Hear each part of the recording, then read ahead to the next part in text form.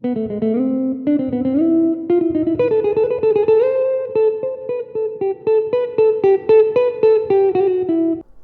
and welcome to my YouTube channel. My name is Florentin, and in this video I'm going to share a short review and demo of the Gibson ES-137. Now before I get started, I'd like to invite you to subscribe to my channel, where you'll find lots of guitar music, piano music, music on other instruments, lots of tutorials, lots of reviews and demos just like this one, and lots more. Don't forget to click that bell and give this video a like when you get a chance. Thank you. So this is not my own instrument. I don't own it. I'm just borrowing it for a few days. And it's also not a new instrument. I do know that these were made between the years approximately 2002 and 2013. So roughly about 10 years. And these were made right here in the USA in the Memphis Gibson factory. And I also know that this was purchased in the year 2002 because there's a certificate of authenticity in the case with the date of purchase, which is 2002. And I also know that this had only one owner. This is just a beautiful instrument all around. But it did take some abuse, from playing on it so many years. Guitars will eventually just give in, and there's some cracks in here. I don't know if they show in the camera. There's a crack right there by the toggle switch, and there's a crack right here. Now my assumption is that a crack like that, cracks like these, would occur from the case being dropped maybe. My assumption would be that humidity changes would not cause a crack like that, but I could be wrong. Also, the toggle switch is kind of loose, and I don't mean the washer on the top where you can just screw it in, right? I mean the toggle itself inside. When you try to switch, it does work, but it's just loose inside. Other than that, the instrument is in very good condition. It does have jazz strings on it, flat-wound strings on it, which I've never played on before. And it has these strings, I'm assuming, because there's an empty box in the case. So those are the strings that they put on. These are the ECG24 high finish ribbon wound jazz light gauge strings from the Dario. I'll place a link for these strings at the bottom if you wanna take a look, if you wanna try them out. Now I've never played on flat wound strings before, and my first impression as I noodled on it a little bit was that they're easier on the right hand. It's easier for the right hand to play quick and smoothly, to play quickly and smoothly. So for the pick to move up and down, much easier on these strings than on normal strings.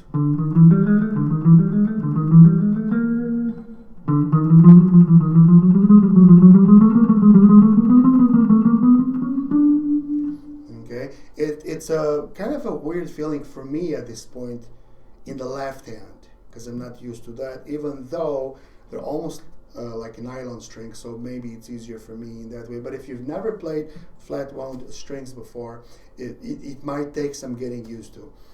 So anyways, I'll demonstrate a couple of tunes in a few minutes, but it does come with flat wound strings on there, and I will change these in a day or two because they are old. It looks to me like they're at least a couple of months old, just from looking at them. Just some of the basic features of the instrument. This is a semi-hollow body, which means that it's a hollow body, but there's a center block, like right here, okay? And that's a mahogany for this particular model. So there's a center mahogany block of wood inside, and that helps with securing the pickups on there, and also the bridge. This is a two-pneumatic bridge, I believe, and this way they didn't have to go with one of those tail pieces, right? Where the bridge goes to the back, right? Because if it's a fully hollow body, then you can't put screws in there like this, right? But since there's a block in there, that helps with all the electronics and the bridge as well. The only drawback, I guess a couple of drawbacks with that. Number one, the sound is affected obviously because it's not a complete hollow body, right? And also, it's very heavy. I mean, I played on this last night for about 30 minutes and my back hurt a little bit. And of course that has to do with my posture because I wasn't really sitting properly, I just kind of went for it. But it is a very heavy instrument, I would say. So that's that. The fingerboard looks like rosewood to me. And it's got 4 knobs over here, 2 volume, 2 tone. You have beautiful inlays in the frets. Now, I was trying to figure out what the C in the 12th fret there stood for, and I couldn't figure it out. Maybe some of you who are Gibson fanatics would know. Let me know in the comments below if you know what that C means, if it's even a C. It looks to me like a C. Double F holes right here, like violin holes, right? Single Florentine. Hey, Florentine, that's my name, right? It's got a single Florentine or Florentine, I don't know how they pronounce it, cutaway, okay? And the tuners, don't let the plain appearance of the tuners fool you. They do look kind of plain. Those are Grover tuners, so they're really good. 2 standard Gibson, I'm assuming standard issue humbucker pickups. And I would say that at this point, the height of the strings, the action of the strings, is just a little bit too high for my taste. Now maybe that has to do with the fact that there are flat wound strings on there, so maybe the owner of the instrument preferred higher strings. It hurts me to see that crack. See, when I go like this, and you can see the crack right here in the glare.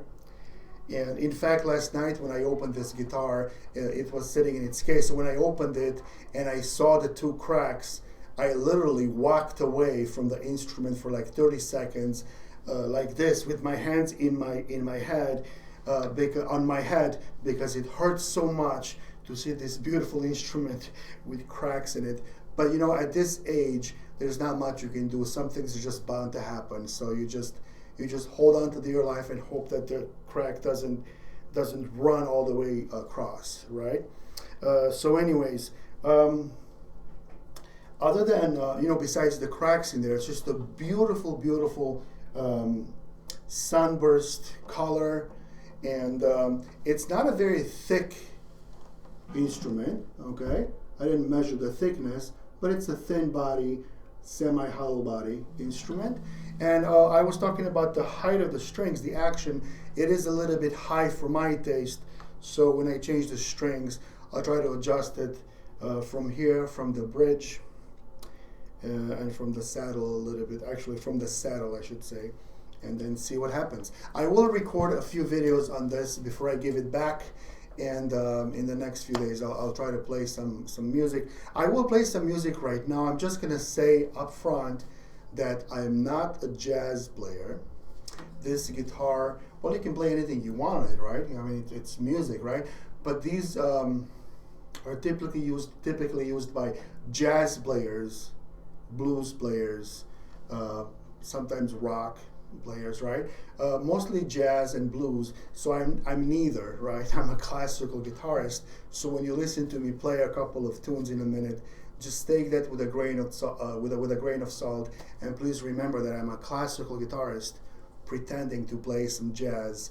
And my second tune, I think I'll play some classical line, because I want you to hear this in 2 ways. I'm gonna use the bridge pickup. Okay, the bridge pickup. I mean the neck pickup, I should say.